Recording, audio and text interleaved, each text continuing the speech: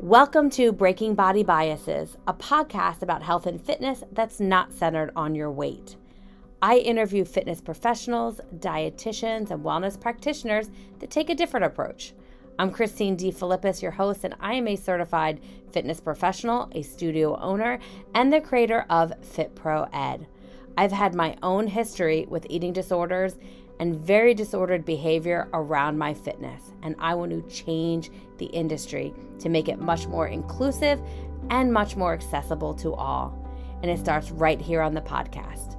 Join me every week as I interview amazing fitness professionals and dietitians and practitioners that are helping to destroy diet culture. Let's take this journey together. Welcome to episode 93 of the Breaking Body Biases podcast. This is Christine here, and this is now a video and audio podcast.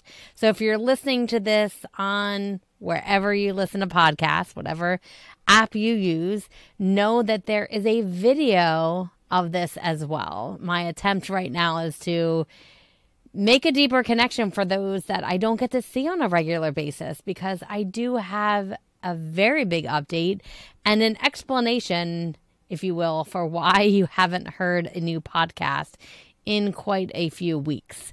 So if you don't know, I have closed Pop Fit Studio. For those that are clients, that were clients of Pop Fit Studio, you obviously know that we've closed the studio as of the end of October, and this was a very hard decision.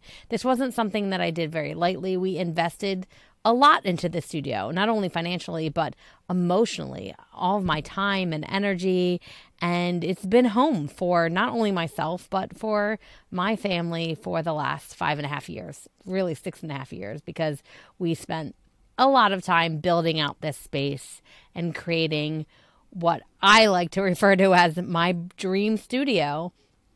And the transition has been challenging for many clients I've heard from, and for myself as well. It's been hard on Nico too, who has known the studio to be his second home for all of his life. And it's been challenging. And it was a hard decision to make. Something, again, I did not make this decision lightly because of how much we have put into the studio. But at the end of the day, I had to decide what would be best for myself, my family, for our future. And it just became too challenging.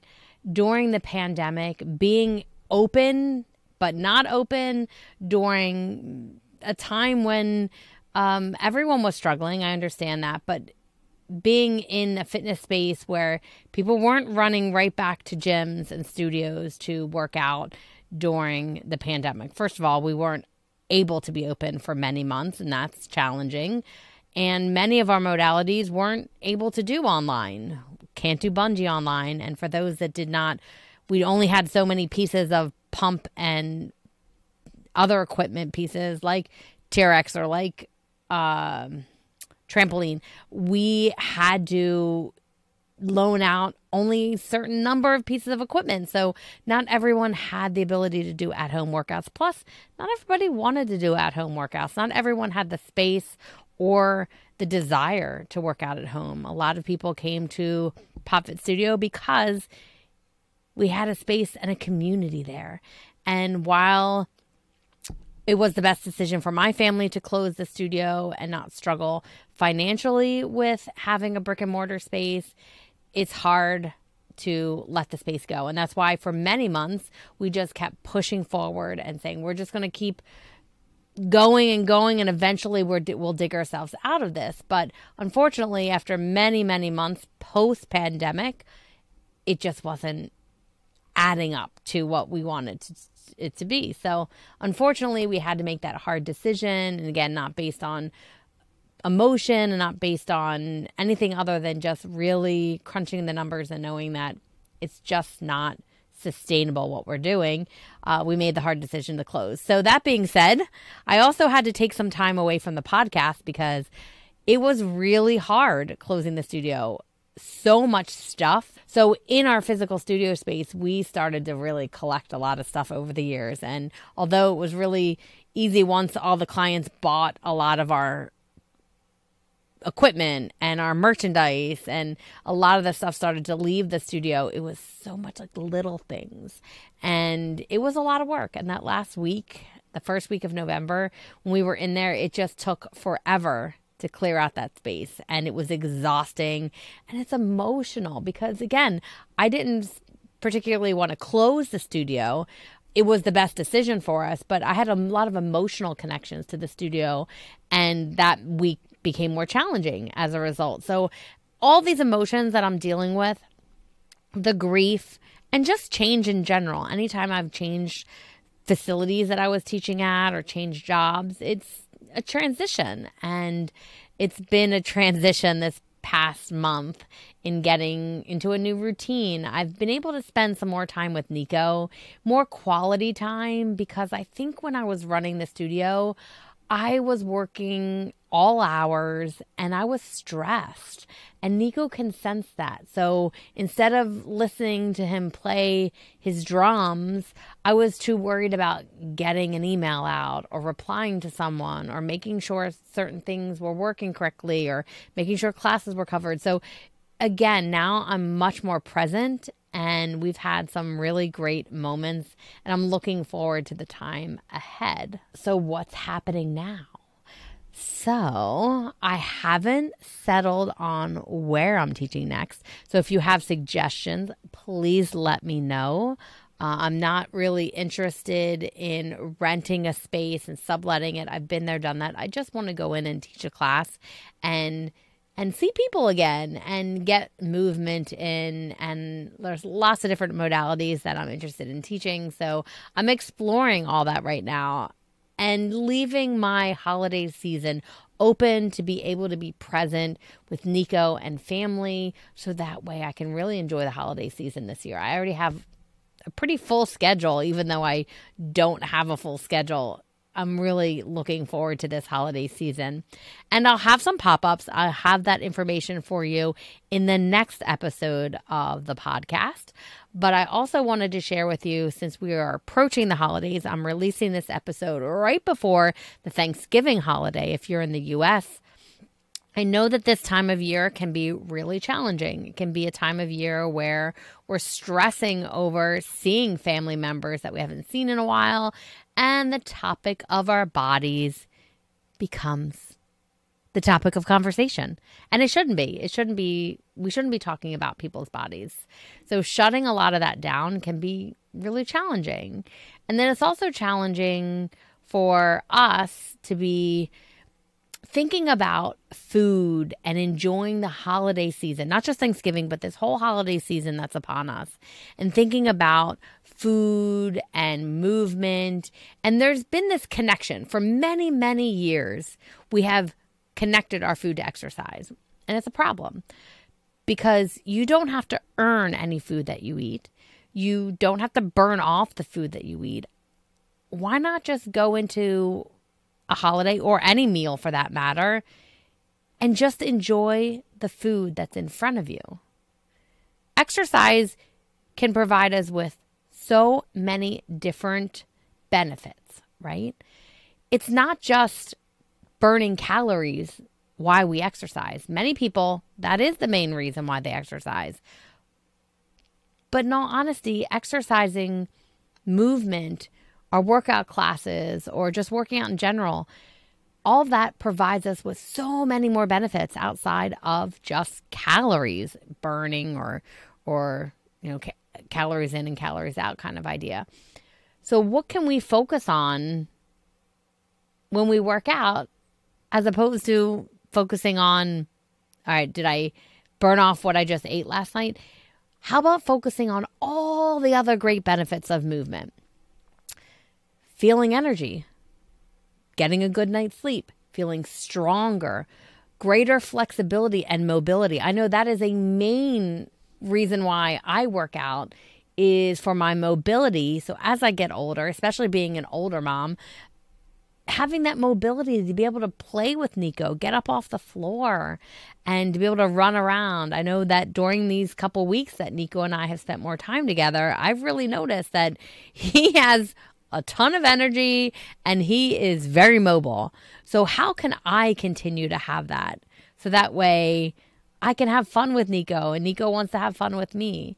So there's so many reasons to work out. Feeling less stressed. I know as a mom especially, I don't want to be angry all the time or stressed because this kid is driving me bonkers, right? And especially for me, I'm going through perimenopause and feeling these moments of anger and like lack of patience and frustration over things has really shown me that my exercise routine really helps that. I feel stronger. I feel more capable. I feel more confident.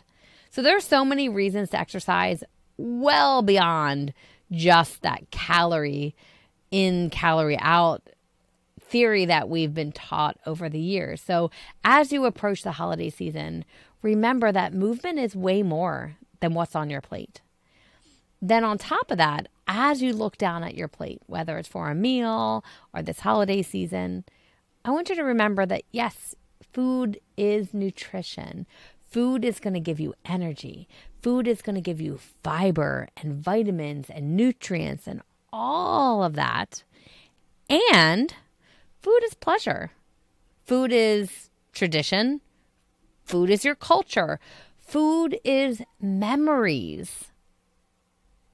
Can you think of foods that remind you of a certain time of year or a certain family tradition or family member, or so many things with our food are tied to our heritage and our culture and our family and our memories and traditions and again, pleasure. And you deserve to enjoy food. So as you look down at your plate, please enjoy every bite. Please don't look at it as you're being naughty or you're being bad. Food is more than just fuel. It is life. It is to be enjoyed. So as you go into, again, this holiday season or any meal that you're having, enjoy your food, enjoy your workouts. Think about all the reasons why you want to enjoy the food that you do and why you move the body the way that you do, and continue to separate those things. You don't have to earn your food. You do not have to burn off your food. And on that note, I want to share with you that I will be posting some pop-ups so that way you can enjoy some shame-free and guilt-free, judgment-free workouts with me in the month of December. And if you are looking for something online, I do have an on-demand library that you can access for free right through the end of the year. In the new year, there will be a small fee that if you do want to pay and have continued access to this online site, you'll be able to.